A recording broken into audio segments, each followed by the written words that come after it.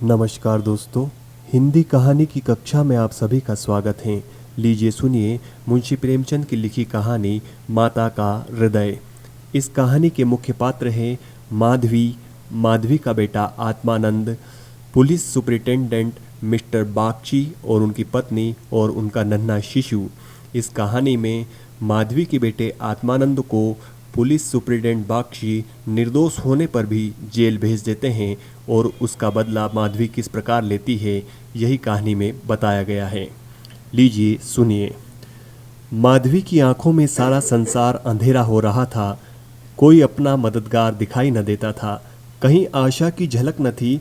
उस निर्धन घर में वह अकेली पड़ी रोती थी और कोई आंसू पोंछने वाला न था। उसके पति को मरे हुए 22 वर्ष हो गए थे। घर में कोई संपत्ति न थी। उसने न जाने किन तकलीफों से अपने बच्चे को पाल पोस कर बड़ा किया था। वही जवान बेटा आज उसकी गोद से छीन लिया गया था और छीनने वाले कौन थे? अगर मृत्यु ने छीना होता तो वह सब्र कर लेती। मौत से किसी को द्वेष नहीं होता, मगर स्वार्थियों के हाथों यह अत्याचार असहाय हो रहा था। इस घोर संताप की दशा में उसका जी रह रह कर इतना विकल हो जाता कि इसी समय चलूं और उस अत्याचारी से इसका बदला लूं जिसने उस पर निष्ठुर आघात किया है। मारूं या मर जाऊं, दोनों ही में संतोष हो जाएगा। कितना सुंदर, कितना होनहार बालक था। यही उसके पति की निशानी, उसके जीवन का आधार, उसकी उम्र भर की कमाई थी। वही लड़का इस वक्त जेल में पड़ा न जाने क्या क्या तकलीफें झेल रहा होगा। और उसका अपराध क्या था? कुछ नहीं। सारा मोहल्ला उस पर जान देता था। विद्यालय के अध्यापक उस पर जान देते थे। अपने बेगाने सभी तो उसे प्यार करते थे। कभी उसकी कोई शिकायत सुनने में नहीं आई। ऐसे बालक की माता होने पर माधवी को गर्व था। कैसा सज्जन, कैसा उदार, कैसा परमार्थी। खुद भूखों सो रहता, मगर क्या मजाल की द्वार पर आने वाले अतिथि को रूखा जवाब दे। ऐसा बालक क्या इस योग्य था कि जेल में जाता? उसका अपराध यही था, वह कभी कभी सुनने वालों को अपने दुखी भाइयों का दुखड़ा सुनाया करता था। अत्याचार से पीड़ित प्राणियों की मदद के लिए हमेशा तैयार रहता था। क्या यही उसका अपराध था? दूसरों की सेवा करना भी अपराध है। किसी अतिथि को आश्रय देना भी अपराध है। इस युवक का नाम आत्मानंद था। दुर्भाग्यवश उसमें वे सभी सद्गुण थे जो जेल का द्वार खोल देते हैं। वह निर्भीक था, स्पष्टवादी था, साहसी था, स्वदेश प्रेमी था, निस्वार्थ था, कर्तव्यपरायण था। जेल जाने के लिए इन्हीं गुणों की जरूरत है। स्वाधीन प्राणियों के लिए वे गुण स्वर्ग का द्वार खोल देते हैं, पराधीनों के लिए नरक के। आत्मानंद के सेवा कार्य ने, उसकी वक्तृताओं ने और उसके राजनीतिक लेखों ने उसे सरकारी कर्मचारियों की नज़र में चढ़ा दिया था। सारा पुलिस विभाग नीचे से ऊपर तक उससे सतर्क रहता था। सबकी निगाहें उस पर लगी रहती थी। आखिर जिले में एक भयंकर डाके लूट ने उन्हें इच्छित अवसर प्रदान कर दिया। आत्मानंद के घर की तलाशी हुई। कुछ पत्र और लेख मिले जिन्हें पुलिस ने डाके लूट का बीजक सिद्ध किया। लगभग 20 युवकों की एक टोली फांस ली गई। आत्मानंद इसका मुखिया ठहराया गया। शहादतें हुई। इस बेकारी और गिरानी के जमाने में आत्मा से सस्ती और कौन वस्तु हो सकती है। बेचने को और किसी के पास कुछ रह ही नहीं गया। नाम मात्र का प्रलोभन देकर अच्छी से अच्छी शहादतें मिल सकती हैं और पुलिस के हाथ तो निकृष्ट से निकृष्ट गवाहियाँ भी देववाणी का महत्व प्राप्त कर लेती हैं। शहादतें मिल गई। महीने भर तक मुकदमा क्या चला, एक स्वांग चलता रहा और सारे अभियुक्तों को सजाएं दे दी गई। आत्मानंद को सबसे कठोर दंड मिला, 8 वर्ष का कठिन कारावास। माधवी रोज कचहरी जाती, एक कोने में बैठी सारी कार्रवाई देखा करती। मानवीय चरित्र कितना दुर्बल, कितना नीच है, इसका उसे अब तक अनुमान भी न हुआ था। जब आत्मानंद को सजा सुना दी गई और वह माता को प्रणाम करके सिपाहियों के साथ चला तो माधवी मूर्छित होकर गिर पड़ी। 2-4 सज्जनों ने उसे एक तांगे पर बैठाकर घर तक पहुंचाया। जब उसे होश आया, उसके हृदय में शूल सा उठ रहा है। किसी तरह धैर्य नहीं होता। उस घोर आत्मवेदना की दशा में अब जीवन का एक लक्ष्य दिखाई देता है और वह है इस अत्याचार का बदला लेना। अब तक पुत्र उसके जीवन का आधार था, अब शत्रुओं से बदला लेना ही उसके जीवन का आधार होगा। जीवन में उसके लिए कोई आशा न थी। इस अत्याचार का बदला लेकर वह अपना जन्म सफल समझेगी। इस अत्याचार का बदला लेकर वह अपना जन्म सफल समझेगी। इस अभागे नर पिशाच बख्ची ने जिस तरह उसे रक्त के आंसू रुलाए हैं, उसी भांति भी उसी भांति यह उसे भी रुलाएगी। नारी हृदय कोमल हैं, लेकिन केवल अनुकूल दशा में। जिस दशा में पुरुष दूसरों को दबाता है, स्त्री शील और विनय की देवी हो जाती हैं। लेकिन जिसके हाथों में अपना सर्वनाश हो गया हो, उसके प्रति स्त्री की पुरुष से कम घृणा और क्रोध नहीं होता। अंतर इतना ही है कि पुरुष शस्त्रों से काम लेता है, स्त्री कौशल से। रात बीतती जाती थी और माधवी उठने का नाम न लेती थी। उसका दुख प्रतिकार के आवेश में विलीन होता जाता था, यहाँ तक कि इसके सिवा उसे और किसी बात की याद ही न रही। उसने सोचा, कैसे यह काम होगा। कभी घर से नहीं निकली। वेधव्य के 22 साल इसी घर में कट गए, लेकिन अब निकलूंगी, जबरदस्ती निकलूंगी, भिखारिन बनूंगी, टहलनी बनूंगी, झूठ बोलूंगी, सब कुकर्म करूंगी। सत्कर्म के लिए संसार में स्थान नहीं। ईश्वर ने निराश होकर कदाचित इसकी ओर से मुंह फेर लिया है, तभी तो यहाँ ऐसे ऐसे अत्याचार होते हैं और पापियों को दंड नहीं मिलता। अब इन्हीं हाथों से उसे दंड दूंगी। संध्या का समय था। लखनऊ के एक सजे हुए बंगले में मित्रों की महफिल जमी हुई थी। गाना बजाना हो रहा था। एक तरफ आतिशबाजियाँ, दूसरे कमरे में मेजों पर खाना चुना जा रहा था। चारों तरफ पुलिस के अधिकारी नजर आते थे। वह पुलिस के सुपरिटेंडेंट मिस्टर बागची का बंगला है। कई दिन हुए उन्होंने एक मार्के का मुकदमा जीता था। अफसरों ने खुश होकर उनकी तरक्की कर दी थी और उसी की खुशी में यह उत्सव मनाया जा रहा था। यहाँ आए दिन ऐसे उत्सव होते रहते थे। मुफ्त के गवैये मिल जाते थे, मुफ्त के आतिशबाजी, फल और मेवे और मिठाइयाँ आधे दामों पर बाजार से आ जाती थी और चट दावतें हो जाती थी। दूसरों के जहाँ 100 लगते, वहाँ इनका 10 से काम चल जाता था। दौड़ धूप करने को सिपाहियों की फौज थी। और यह मार्के का मुकदमा क्या था? वह जिसमें निरपराध युवकों को बनावटी शहादत से जेल में ठूस दिया गया था। वह जिसमें निरपराध युवकों को बनावटी शहादत से जेल में ठूस दिया गया था। गाना समाप्त होने पर लोग भोजन करने बैठे। बेगार के मजदूर और पल्लेदार जो बाजार से दावत और सजावट के सामान लाए थे, रोते या दिल में गालियां देते चले गए थे। पर एक बुढ़िया अभी तक द्वार पर बैठी हुई थी और अन्य मजदूरों की तरह वह भुन भुना कर काम न करती थी। हुक्म पाते ही खुश दिल मजदूर की तरह हुक्म बजा लाती थी। यह माधवी थी जो इस समय मजदूरनी का वेश धारण करके अपना घातक संकल्प पूरा करने आई थी।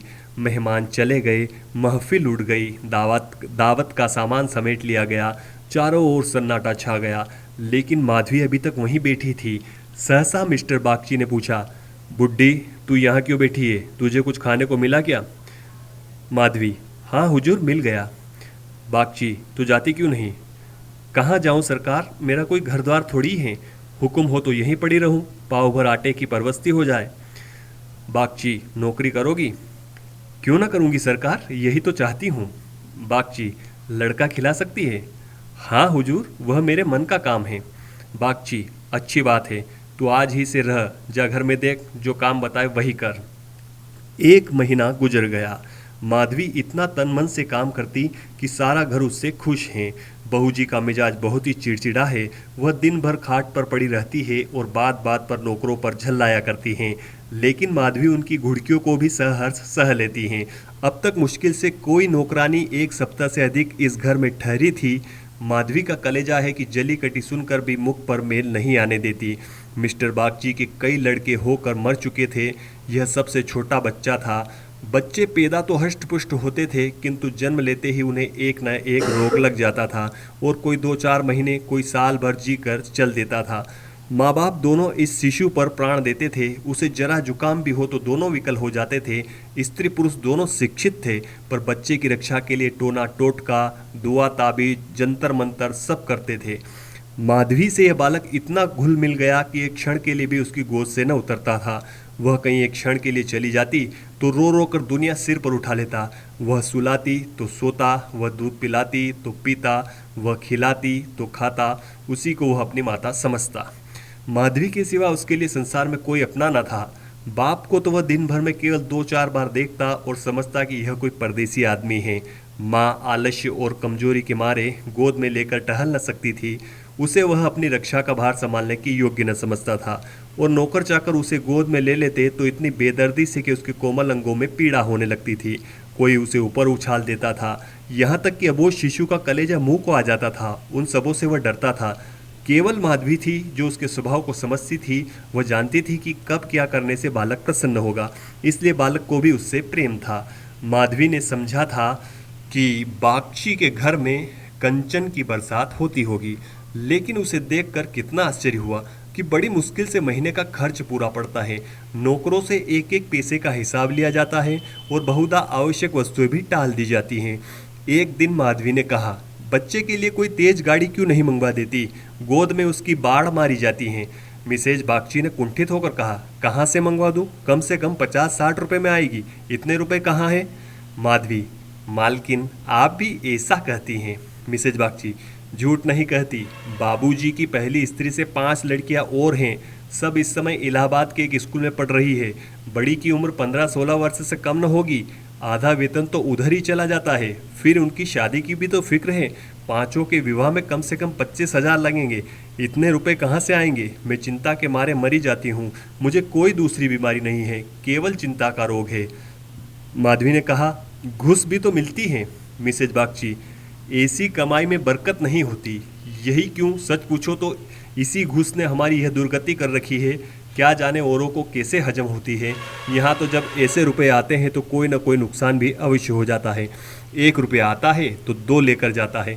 बार बार मना करती हूँ, हराम की कौड़ी घर में न लाया करो, लेकिन मेरी कौन सुनता है। बात यह थी कि माधवी को बालक से स्नेह हो गया था, उसके अमंगल की कल्पना भी वह न कर सकती थी। वह अब उसी की नींद सोती और उसी की नींद जागती थी। अपने सर्वनाश की बात याद करके एक क्षण के लिए बागची पर क्रोध तो हो जाता था और घाव फिर हरा हो जाता था, पर मन पर कुत्सित भाव का आधिपत्य न था। घाव भर रहा था, केवल ठेस लगने से दर्द हो जाता था, उसमें स्वयं टीस या जलन न थी।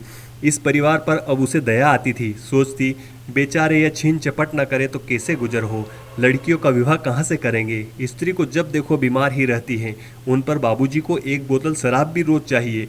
यह लोग स्वयं अभागे हैं, जिसके घर में 5-5 कुंवारी कन्याएं हो, बालक हो होकर मर जाते हो, घरनी बीमार रहती हो, स्वामी शराब का लती हो, उस पर तो यूं ही ईश्वर का कोप है। इन सोतों में अभागिन ही अच्छी। दुर्बल बालकों के लिए बरसात बुरी बला है, कभी खांसी है, कभी ज्वर, कभी दस्त। जब हवा में ही शीत भरी हो तो कोई कहाँ तक बचाए। माधवी एक दिन अपने घर चली गई थी, बच्चा रोने लगा तो माँ ने एक नौकर को दिया, इसे बाहर बहला ला। नौकर ने बाहर ले जाकर हरी हरी घास पर बैठा दिया। पानी बरसकर निकल गया था, भूमि गीली हो रही थी, कहीं कहीं पानी भी जमा हो गया था। बालक को पानी में छपके लगाने से ज़्यादा प्यारा और कौन सा खेल हो सकता है। खूब प्रेम से उमंग उमंग कर पानी में लौटने लगा। नौकर बैठा और आदमियों के साथ घंटों गपशप करता रहा। बच्चे ने खूब सर्दी खाई, घर आया तो उसकी नाक बह रही थी। रात को माधवी ने आकर देखा तो बच्चा खांस रहा था। आधी रात के करीब उसके गले से खुरखुर की आवाज़ निकलने लगी।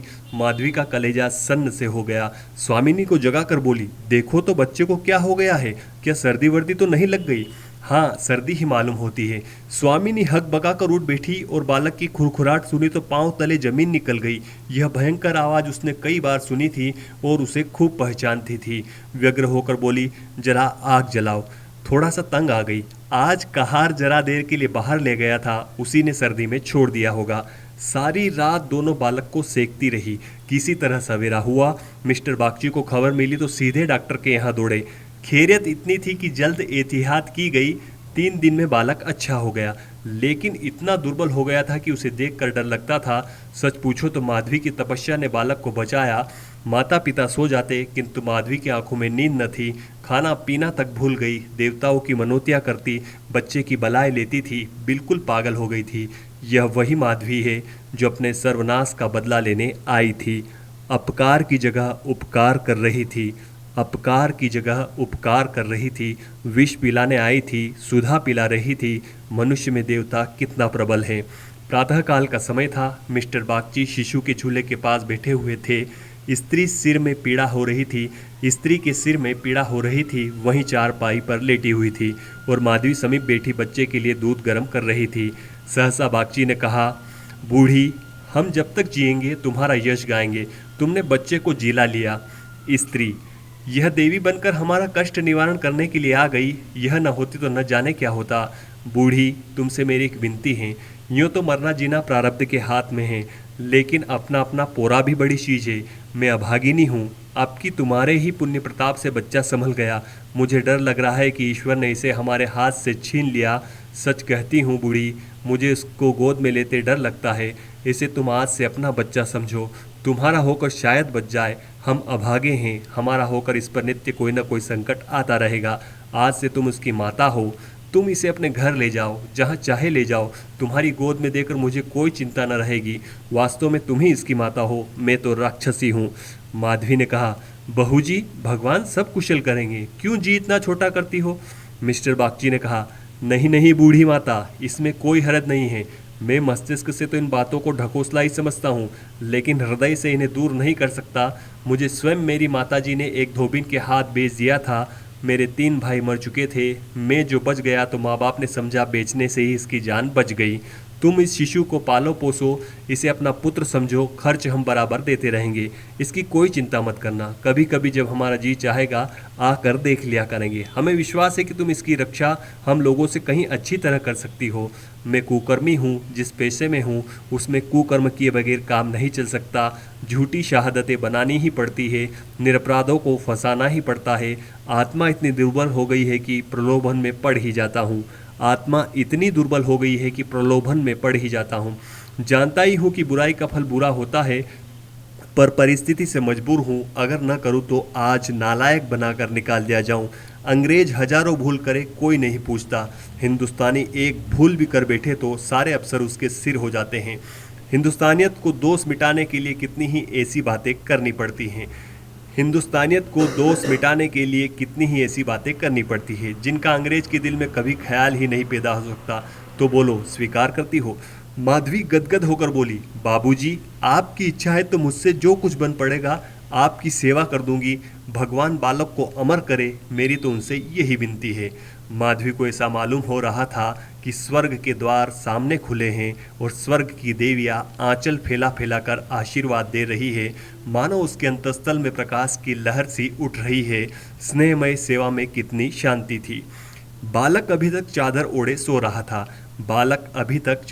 सो रहा था। माधवी ने दूध गर्म हो जाने पर उसे झूले पर से उठाया तो चिल्ला पड़ी। बालक की देह ठंडी हो गई थी और मुंह पर वह पीलापन आ गया था जिसे देखकर कलेजा हिल जाता है, कंठ से आह निकल जाती है और आंखों से आंसू बहने लगते हैं। जिसने इसे एक बार देखा है फिर कभी नहीं भूल सकता। माधवी ने शिशु को गोद में चिपटा लिया, हालांकि नीचे उतार देना चाहिए था। कोहराम मच गया। माँ बच्चे को गले से लगाए रोती थी, पर उसे जमीन पर न सुलाती थी। क्या बातें हो रही थी और क्या हो गया। मौत को धोखा देने में आनंद आता है। वह उस वक्त कभी नहीं आती जब लोग उसकी राह देखते होते हैं। रोगी जब संभल जाता है, जब वह पथ्य लेने लगता है, उठने बैठने लगता है, घर घर में खुशियाँ मनने लगती हैं, घर भर खुशियाँ मनाने लगता है, सबको विश्वास हो जाता है कि संकट टल गया। उस वक्त घात में बैठी हुई मौत सिर पर आ जाती है। यही उसकी निठुर लीला है। आशाओं के बाग लगाने में हम कितने कुशल हैं। यहाँ हम रक्त के बीज बोकर सुधा के फल खाते हैं, अग्नि से पौधों को सींचकर शीतल छाह में बैठते हैं। हम मंद बुद्धि हैं।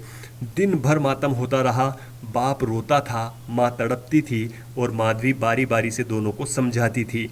यदि अपने प्राण देकर वह बालक को जिला सकती तो इस समय अपना धन्य भाग समझती। वह अहित का संकल्प लेकर यहाँ आई थी और आज जब उसकी मनोकामना पूरी हो गई और उसे खुशी से फूला न समाना चाहिए था, उससे कहीं घोर पीड़ा हो रही थी जो अपने पुत्र की जेल यात्रा में हुई थी।